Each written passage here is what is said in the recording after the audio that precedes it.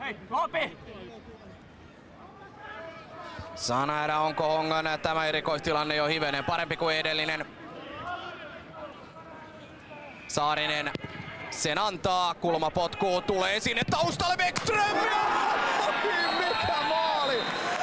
Aivan käsittämätön! Nyt nähdään kyllä Arto Tolsaareen alla sellaisia maaleja, ettei mikään liiga missään kalpene näille.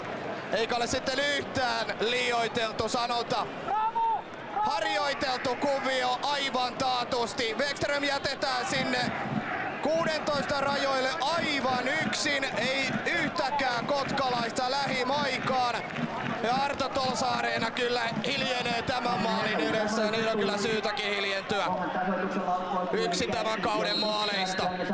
Aivan fantastinen veto. Varsinkin kun tietää kuinka vaikea tuohon on osua. Väittäisin, että 90 lähtee taivaan tuuliin.